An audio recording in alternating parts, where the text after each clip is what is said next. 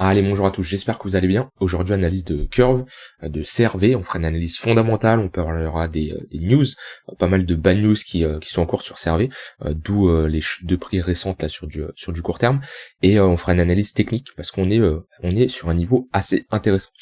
Alors, pour ceux qui savent pas, Curve, ça va être une plateforme d'échange décentralisée, donc c'est vraiment un acteur principal de la DeFi. Ça a bien connu une grosse phase de croissance en 2020-2021. Donc voilà, c'est un DEX pour stablecoin qui va utiliser un automatique, un market maker automatisé, donc qui est pour gérer la liquidité tout simplement. Donc c'est un pilier quand même de la DeFi. Selon moi, ça peut être un projet à surveiller pour le prochain cycle, à voir la DeFi comment elle va évoluer, mais ça reste un point assez important. Pour moi, le fonda est correct. Ça peut être, je dis pas que c'est le futur, ça y est, je compare pas ça à des Ethereum ou à des BTC bien entendu, mais ça reste un projet qui est intéressant selon moi à surveiller. Voilà. Parmi, on va dire, des cryptos à faible capitalisation, c'est une très bonne crypto que je surveille moi de mon côté. Bon, on a eu quelques bad news qui nous a provoqué une bonne chute du prix là. On a été chercher un moins 30% en 3 jours. Donc en gros, il y a eu des pools de liquidités qui ont été visés par des hackers tout simplement. Et ça a provoqué la chute du token de moins 35%. Donc il y a des gens qui ont la tête sous l'eau tout simplement, des emprunts qui étaient en positif il y a quelques semaines sont actuellement la tête sous l'eau tout simplement. Et parmi ces positions, on a le fondateur de Curve qui détient combien déjà 200 millions de dollars de positions de positions en dollars de CRV. Donc ça représente on est quoi, on a quoi encore sur CoinMarketCap CRV, on doit être sur du 500 millions, voilà, 480 millions, donc ça représente presque 50%, 40% de la capitalisation de Curve. Donc voilà, ça reste une part assez importante. À partir du moment où vous avez 40% d'un token, bon voilà, c'est pas n'importe quoi. Donc il détient 200 millions de dollars de position et ça a été estimé, j'avais vu ça sur Twitter, qu'il pourrait se faire liquider, enfin il se ferait liquider si on va chercher les 37 centimes de dollars. Donc voilà, il a un niveau de liquidation. Donc il s'est bien exposé, hein. Quand vous avez un niveau de liquidation, en général vous êtes bien exposé automatiquement. Et si on va chercher ces 37 centimes de dollars, ça peut être une zone où on peut liquider sa position. Je vous rappelle qu'une position qui se liquide, c'est une vente au marché et c'est une pression vendeuse, d'accord? Parce que vous clôturez votre position, c'est une position acheteuse de base. Donc pour clôturer une position acheteuse, vous êtes un vendeur et automatiquement, si ça vend, faut qu'en face, en contrepartie, il y a une personne qui achète ces 200 millions de dollars de CRV, d'accord? Et tant qu'on n'a pas trouvé acheteur, le prix va descendre jusqu'à qu'on ait trouvé un acheteur un ou plusieurs acheteurs qui vont acheter ces 200 millions de dollars. Donc voilà, c'est un niveau décisif, les 37 centimes, il faut absolument pas y aller, sinon ça pourrait faire une casquette de liquidation, et voilà, ça sera un cercle vicieux où on continue, on liquide. Donc voilà, 37 centimes qui sont clairement à surveiller. Bon, pour le moment, on a une bonne réaction, on voit que il y a des gens qui achètent, hein, parce que comme dit, ça reste un protocole assez important, Curve, dans l'écosystème crypto, qui est bien utilisé, et ce qui est en toute logique, hein, il y a beaucoup de monde qui n'aimerait pas voir la fin de ce projet-là. Donc voilà, pas mal de bad news. Est-ce qu'on va venir chercher ces 37 centimes? J'en ai aucune idée. Maintenant, faudrait se méfier. J'ai entendu dire qu'ils vendaient à perte à l'heure actuelle à 40 centimes de dollars. J'ai vu un thread Twitter qui était assez intéressant là-dessus, qui parlait comme quoi il vendait juste au-dessus de sa liquidation pour réduire son exposition, ce qui peut être clairement une bonne chose. Donc voilà, à voir comment ça évolue. En tout cas, d'un point de vue technique, je le dis souvent, les news, on peut pas savoir à l'avance ce qui va se passer, etc. Avec la technique, on sait si on est sur des niveaux intéressants. Hein, les news, ça peut être faux, ça peut être, on peut les avoir en retard ou en avance dans certains cas. Les bougies, elles, tout le monde les voit et elles ne mentent pas. Donc rien de mieux qu'une analyse technique. Et sur Curve, qu'est-ce qu'on constate? On est clairement sur un gros niveau de support. Alors on est sur un niveau décisif et on voit qu'on était dans une tendance baissière avec des creux et des sommets de plus en plus bas, et ici on est dans une phase de range, d'accord? On est sorti de cette tendance baissière, on est dans une phase d'accumulation ou de distribution, ça dépendra si on a une résolution à la hausse ou à la baisse. On a ici structuré un W weekly, d'accord? Et voilà, c'est le genre de structure de bottom qu'on aime bien poser, comme on a posé ici. Voilà, W weekly, ça nous indique pas ça y est on repart dans une tendance haussière, mais ça nous indique ok, dans cette zone la demande est supérieure à l'offre, il y a des acheteurs qui défendent cette zone de prix, et voilà, on voit que depuis ce moment-là on est rentré dans un range.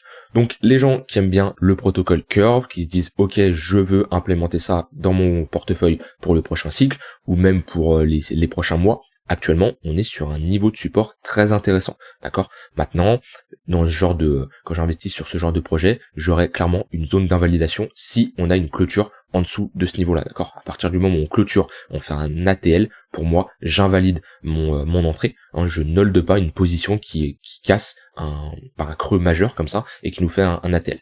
Donc voilà, c'est vraiment ce niveau-là qui a surveillé. Maintenant quelqu'un qui fonctionne de cette manière-là peut avoir un très bon risk reward. Hop, il met ici son entrée.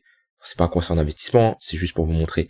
Voilà. Et alors, je vais pas dire que Curve va faire un nouvel ATH, hein, on va prendre des targets plus réalistes. Alors il peut faire un nouvel ATH, hein, mais voilà, admettons on revient chercher cette zone de résistance, on comble cette zone d'imbalance, ou même on revient chercher notre haut de range, on est sur un risk reward de 3,5 pour 1. D'accord. Quelqu'un qui se dit ok, je mets pas de zone d'invalidation, ma zone d'invalidation c'est 0, c'est-à-dire il se dit ok, le projet s'il meurt, c'est à ce moment-là où je décide de perdre mon argent, il clôture pas sa position avant, et ben il peut avoir même un assez bon risk reward. Voilà. En tout cas, on est sur des niveaux de prix assez bas. Donc toujours avec un risque modéré, c'est bien d'avoir une zone d'invalidation, mais si au moment où vous invalidez votre trade, donc soit c'est les 0$, soit c'est une clôture, soit la cassure d'un bad range ou autre, et vous perdez 50% de votre portefeuille long terme, voilà, certes vous avez déterminé une zone d'invalidation, ok, mais vous avez mal géré votre money management. Donc toujours avoir des positions qui sont proportionnelles à votre capital, d'accord. Si vous avez un capital de, admettons 10 000$, vous mettez pas 9 000$ sur une position comme ça, ce qui est tout à fait logique. Vous avez une bonne répartition de vos toilettes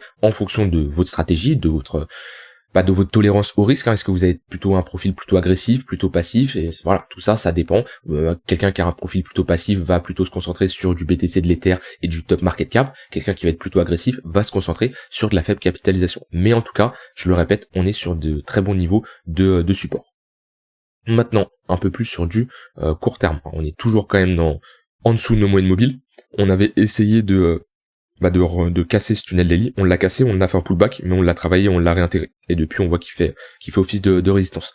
Sur du court terme, donc là, pour ceux qui font l'intraday, je ne chercherai pas à longue le marché, d'accord, même s'il y a de la volatilité, mais on peut se faire liquider du coup assez rapidement. Pour le moment, on est dans une tendance baissière. On le voit, les creux sont de plus en plus bas. Ça, c'est une tendance haussière qui est nette, ok. Le 1h cross le 4h, les creux se font rejeter. Voilà, ça c'est des opportunités de longue pour ceux qui font de l'intraday. À partir du moment où on passe dans une phase de creux et sommet de plus en plus bas, le 1h qui cross le 4h, le 15 minutes qui cross le 1h et le 4h, et là on voit que les sommets sont de plus en plus bas. On se fait rejeter dans le tunnel 15 minutes. Quand ce tunnel casse, on se fait rejeter dans notre tunnel 1h. Pour moi, ici, il n'y a aucun signe il n'y a aucun signe qui nous dit c'est une bonne opportunité de longue. Et même là sur du court terme, ok, on se fait rejeter dans notre tunnel 15 minutes. Donc pour le moment, moi je chercherai à jouer dans le sens de la tendance. Donc ici, c'est des bonnes zones pour chercher à short le marché. Même si ce tunnel 15 minutes casse, ok, on prend la liquidité ici, on revient chercher ce tunnel 1 heure, ça peut être une zone pour chercher à short. Ou même sur du plus long terme, hein, ceux qui font du swing trading, là on a une bonne zone, si on y revient, on aura sûrement une confluence avec notre tunnel 4 heures.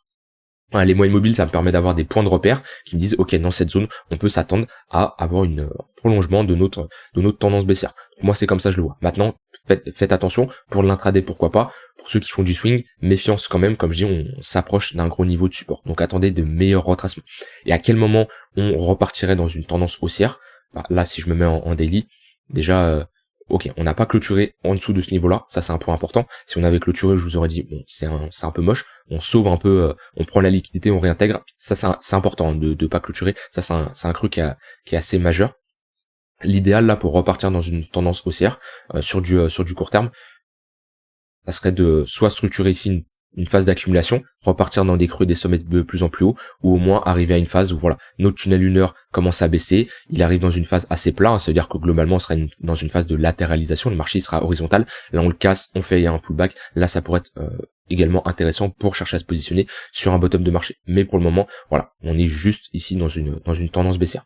Même quelqu'un qui utilise pas d'indicateur, et je vous recommande, restez simple. toujours privilégier la simplicité plutôt que la complexité, d'accord? Ça sert à rien d'avoir RSI, MACD, indicateur de volume, moyenne mobile, Fibonacci, bref, faites au plus simple.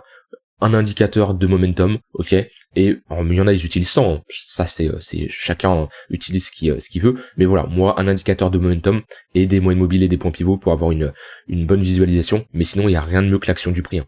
Tous les indicateurs, la plupart sont des indicateurs qui sont calculés via l'action du prix, hein. Sauf les indicateurs de volume, mais la plupart sinon c'est l'action du prix, hein. Les moyennes mobiles, les points pivots, le MACD, c'est calculé grâce à l'action du prix.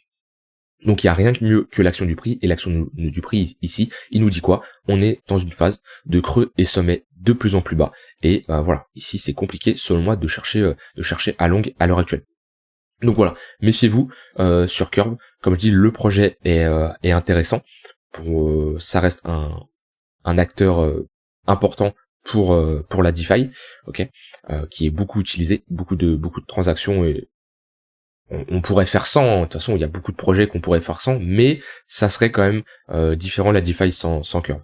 Maintenant, voilà, là il a sûrement perdu la confiance de pas mal de monde, mais tant qu'il ne va pas chercher sous les 37 centimes, pour moi le projet a toujours un potentiel. Si on commence à y aller, ça peut dégringoler très vite. Par contre voilà, comme je le dis, c'est dans les phases de doute, dans les phases de peur, qu'il y a les meilleures opportunités, d'accord? C'est toujours comme ça. Quand tout le monde est euphorie, c'est là où on prend des profits, ok? Et quand tout le monde a peur, quand tout le monde feud le marché, quand tout le monde panique, quand tout le monde dit oui, Curve va aller à zéro, c'est souvent là où la prise de risque est souvent le plus récompensée. Après, ça peut être qui tout double, c'est pour ça, toujours avoir une bonne gestion de son money management. Mais là, si vous vous dites, ok, il y a une chance sur deux, donc 50% de chance que le projet cool va à zéro, et 50% de chance qu'il redémarre et qui passe dans une tendance haussière, et voilà, le prochain cycle qui performe, là, c'est à ce moment-là que vous faites le lien entre le risk-reward et vos probabilités. Si vous estimez il y a 50% de chance, et vous avez un risk-reward de, et vous avez un risk-reward de 1 pour 1, vous êtes bien d'accord, c'est pas intéressant. Un risk-reward de 1 pour 1, je vous rappelle, sans compter les frais, faut avoir minimum 50% de réussite pour être à break-even, pour être, rien avoir gagné, rien avoir perdu. Si par contre, vous estimez qu'il y a 50% de chance et vous avez un risk-reward de 2, 3 pour 1, là, ok, on est d'accord que c'est beaucoup plus intéressant. Donc toujours faire le lien entre la probabilité d'un trade plus votre risk-reward, c'est important. Si vous avez vous vous dites, ok, ce trade a 10% de chance de passer, et vous avez un risk-reward de 2 pour 1, c'est pas terrible par contre. Par contre, si vous dites, ok, ce trade a 80% de chance de passer, et vous avez un risk-reward même de 2 pour 1, 3 pour 1, c'est sûr que c'est large. Parce que, je vous rappelle, un risk-reward de 2 pour 1, sans compter les frais, vous avez besoin juste de 33% de win rate, donc vous gagnez globalement un trade sur 3. Sur 100 trades, vous en gagnez 33, ok, vous en perdez 77, vous êtes rentable. Enfin, vous êtes à break-even. Vous êtes à break-even. Vous gagnez 34 trades, vous êtes rentable, sans compter les frais. D'accord? Donc, voilà. Ça sert à rien, souvent il y en a beaucoup, qui disent, ok, j'ai 95% de réussite. Déjà, je vous dis, les meilleurs traders n'ont pas 90-95% de réussite, hein. Ils ont entre 40 et 50-55% de réussite. C'est juste que, quand ils gagnent beaucoup. Quand ils perdent peu. D'accord? C'est ça tout l'intérêt quand vous cherchez à rentrer en position. Coupez les pertes rapidement. Perdez peu, d'accord, mais quand vous gagnez, laissez courir les gains et gagnez beaucoup, d'accord. Rien ne n'empêche d'avoir même 10% de réussite et être rentable. Si au moment où vous avez 10% de réussite, un trade vous couvre 15-20 pertes, vous pouvez être rentable. Donc ça, c'est ce que je voulais vous faire comprendre. Mais en investissement et même en trading, c'est souvent là où tout le monde a peur, tout le monde n'ose pas acheter, qu'on peut faire les meilleures opportunités, mais et toujours une bonne gestion de votre money management. Donc voilà, j'ai dit tout ce que j'avais envie de dire sur Curve. Comme je vous l'ai dit, c'est un projet très intéressant à surveiller pour le prochain cycle. Attention aux bad news et attention à ne pas panic sell sur ce genre de news. Ayez vos zones d'invalidation, ayez votre plan, d'accord. C'est pas qu'on a des news comme ça qu'on invalide des scénarios. Toujours avoir je veux pas dire anticiper, mais ayez votre plan, comme ça, vous vous faites pas surprendre au moment où il y a un pump ou un dump ou une bad news, d'accord. Comme ça, vous savez vos zones d'invalidation et de take profit. J'ai dit tout ce que j'avais envie de dire. Si vous avez des questions, des choses que vous n'avez pas compris, n'hésitez pas à me les dire en commentaire ou de rejoindre le Discord. Et on se retrouve demain pour une prochaine vidéo. Bye bye.